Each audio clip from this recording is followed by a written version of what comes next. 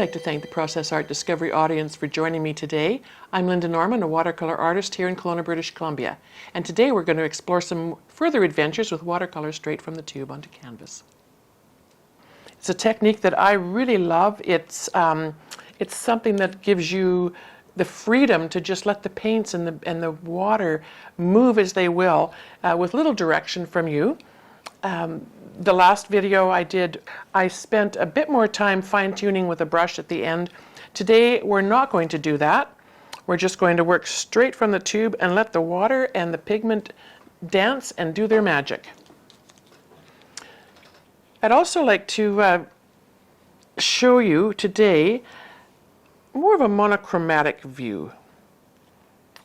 So we're going to use, this is sepia, and Payne's gray. I like the dark misty tones that they provide. Again, I'm using watercolor by Daniel Smith, Fine Watercolors.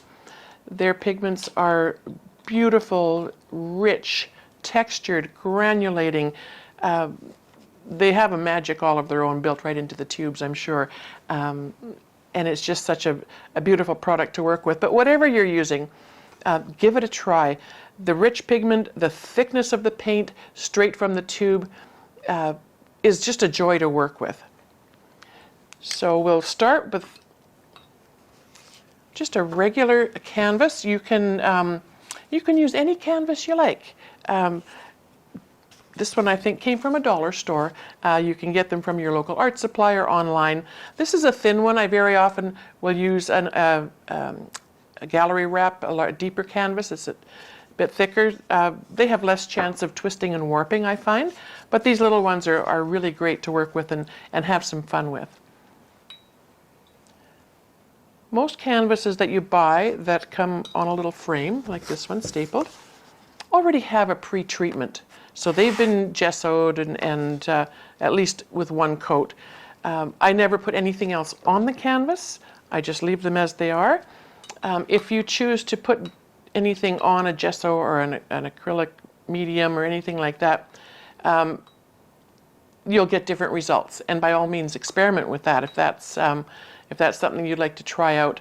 I prefer just to use the paints and the pigments and the water straight to the canvas. So I'm going to just randomly wet the canvas.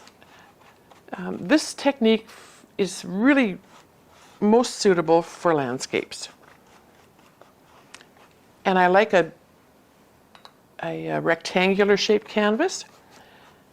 I'm using a watercolor brush that holds a lot of water, and I will get as much of it on the surface of the canvas as I can.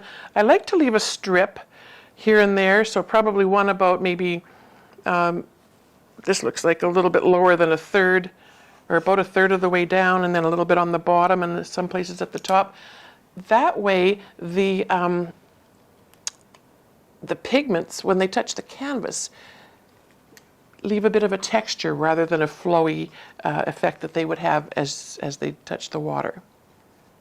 Oh, and I should mention too, I picked this up, it's a spoon rest, but I'm finding it really handy to keep my brushes on, so that's something to consider. We don't ever want to store our wet brushes this way because the water can run into the ferrule and we don't want to loosen that glue and whatever's holding them together. Our brushes, especially our favorite ones, are pretty precious and we really don't want to damage them. So I've put sepia and Payne's gray on my surface.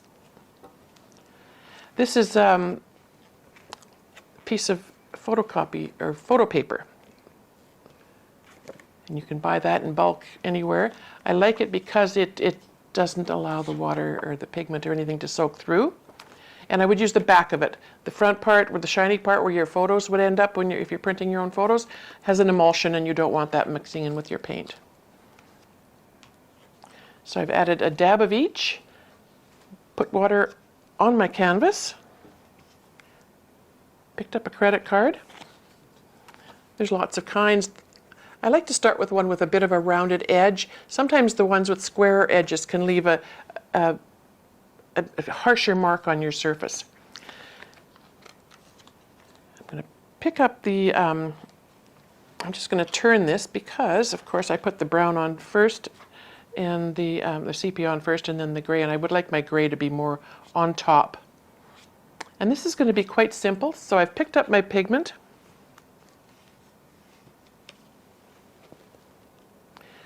And I, again, don't want anything dead center, so I'm going to start just up a little bit. And now that I've got my first line on, I can go in and add just a little bit more.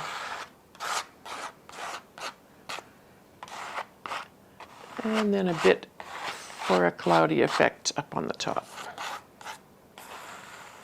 Now you can see in the center where I did not put any water has left kind of a beautiful texture. A tiny bit of pigment has touched the surface of the canvas, and I'm not pressing hard. I don't want to scratch my canvas. I don't want to cause scrape marks. And I'm just going to maneuver and encourage the paint, the pigment, to just flow a little, whoops, a little bit.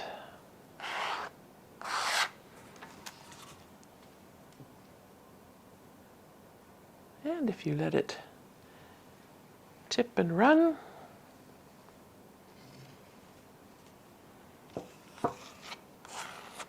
and you can pick up a tiny bit from the surface.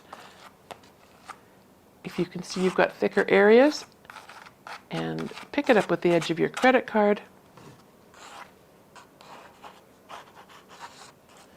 And I'm just going to bring a bit more in for a bit more cloud in the sky.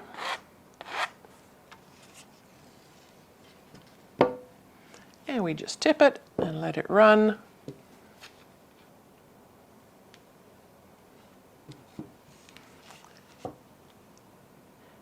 Some people like to use a hairdryer. I prefer not to. I find very often it's a bit hard to control with a hairdryer, and you will end up pushing your paints and pigment in a direction that you hadn't really intended. So I will just slightly adjust things with my credit card and let things run a tiny bit.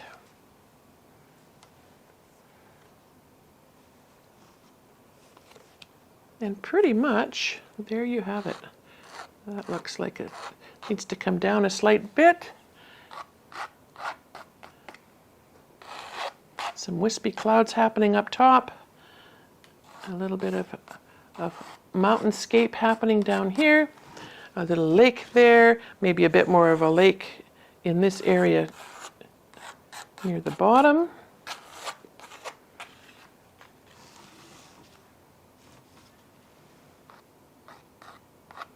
And there's a hair on there. Of course there is.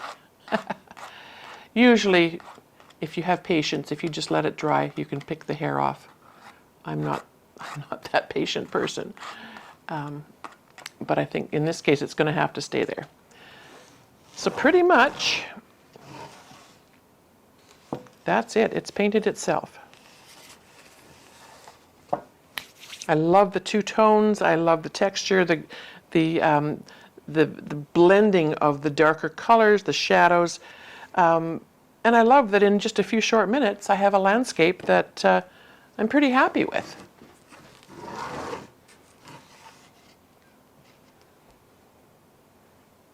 Now I can leave it until it's dry, and the more I tip it, the more it's going to run. So I'm just going to get my handy dandy brush because I don't really want those runs in there. But maybe some of them should come down further. Okay. Oops. Now this is the point where, like I say, you do just want to let it dry. There we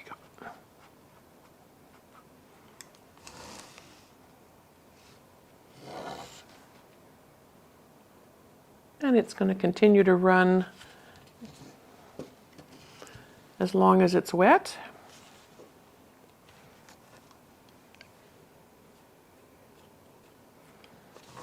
Now this area here where it dripped down a tiny bit, I said we weren't going to use a brush, but I'm going to just go in there and move that around a tiny bit.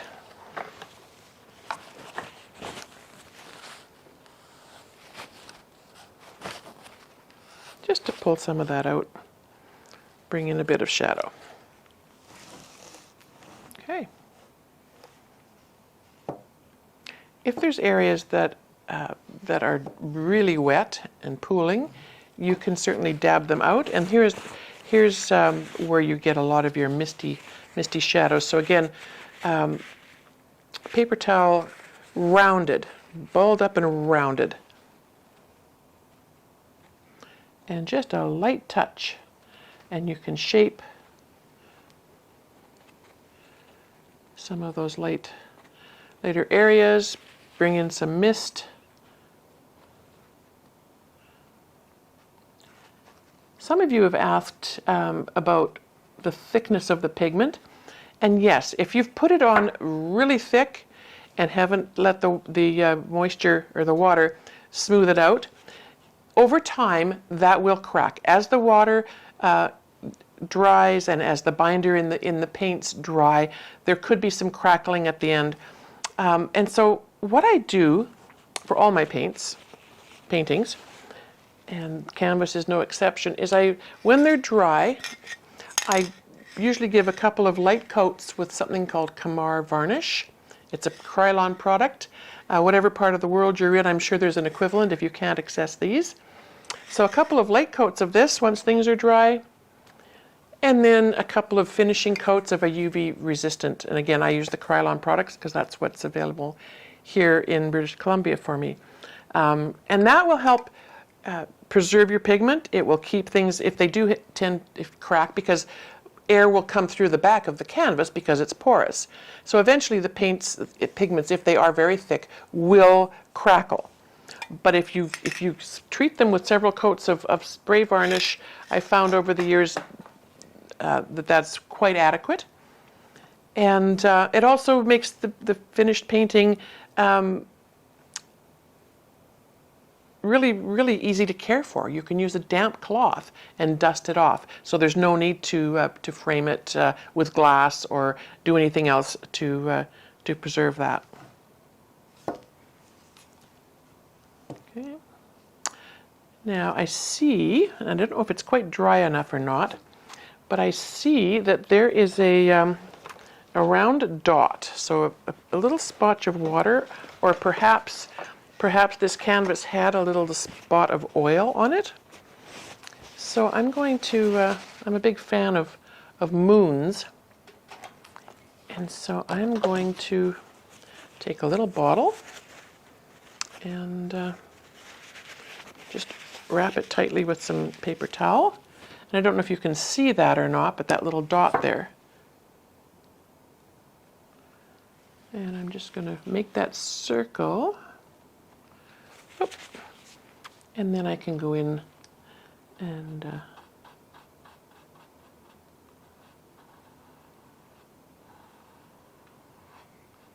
make that a little more rounded. And then, if you were to turn while it's still a bit damp, the water and the pigment will flow into that little circle and make it a bit more misty.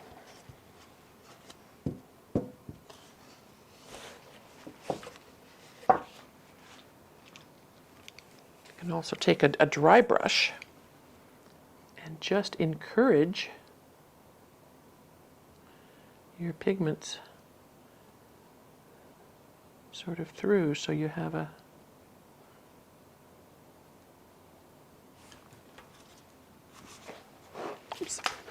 bit of a hazy moon in there.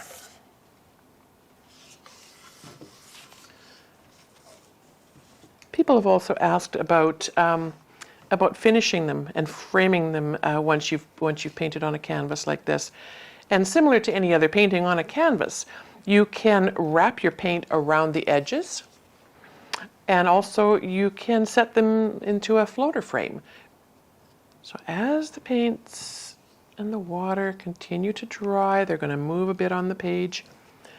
But I love the looseness of it. I love the organic nature. And I'm just, if I see a harsh edge and it bothers me, then I can go in with a dry brush and just smooth a few edges here and there.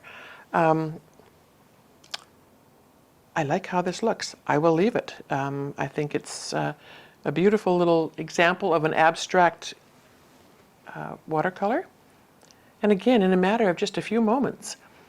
If at any point before you seal it, you decide you want to fine-tune it, you can certainly do that. And you can just go in with, after it's dry, go in with one of these, usually an acrylic brush with a firmer edge on it. Is really handy to do. While it's still wet, not as effective because the moisture, the water and the pigment will continue to move. I like to wait till it's dry, and then I put in a couple of defining lines for shorelines. But for all intents and purposes, I can see my little moon here is still a bit wonky.